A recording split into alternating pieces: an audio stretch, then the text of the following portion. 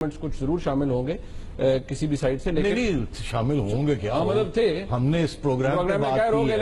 Let me remind you, ہم نے اس programme پہ یہ کہا ہے کہ اس رات، جس رات کو انہوں نے کہا تھا کہ انگلی اٹھے گی امپائر کی، اس رات کو 12 بجے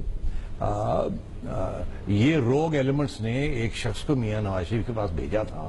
یہ خادم آپ کو مطلب کہہ رہا ہے، اور I can tell you, put my hand and tell you کہ this actually happened. کہ ان کو بھیجا تھا کہ جائیے آپ پرائم منسٹر کو کہیں کہ فارغ ہو گئے وہ، اور اناؤنس کر دیں کہ وہ جا رہے ہیں اور کسی اور لیڈر کو الیکٹ کر لیں.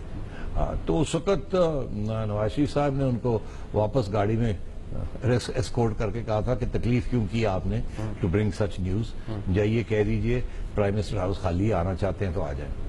تو انہوں نے جا کے پیغام دے دیا کہ وہ تو نہیں جانا، تو رہے گی یہ مت کر لو نہیں تو چپ کر جاؤ. تو مطلب ہے کہ پھر they had to back off. تو بات یہ ہے کہ یہ چیزیں ہوئی ہیں. وہ روگ ایلیمنٹس تھے جنرل کیانی کے بکیا، جس میں جنرل پاشا باہر بیٹھے ہوئے تھے، اور وہ باہر بیٹھ کے یہ سٹرنگز پول کر رہے تھے. اس وقت کے D G I S I general Zaheer, بالکل یہ تھا. اور بھی لوگ تھے اس میں شامل، اور اس کی بہت سی ثبوت ہیں. اب تو کلپس آپ نہیں نکال رہے، جب چاہیں گے تو آپ نکال بھی لیجئے گا کون کس کو ملا اور کیا ہوا اور کیا نہیں ہوا، اور جنرل راشد قریشی کا کیا رول تھا، اور جنرل مشرف کا کیا رول تھا.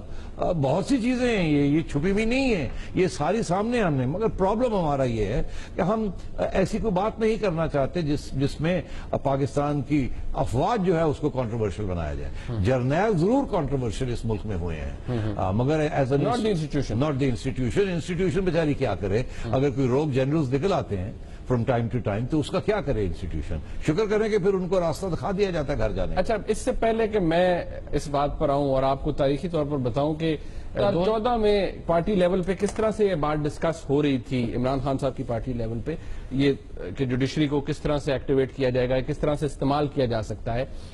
آج ہی کے پروگرام ایک کیپٹل ٹاک کے اندر ابھی ذکر ہوا اس وقت کے D G I S I general Zaheer ul Islam صاحب کا. تو آسمہ جہانگیر صاحبہ فارمر پریزیڈنٹ بھی ہے سپریم کورٹ بار کی، آج وہ کیا کہہ رہی تھی احمد میر صاحب کے پروگرام میں، ذرا دیکھیے گا.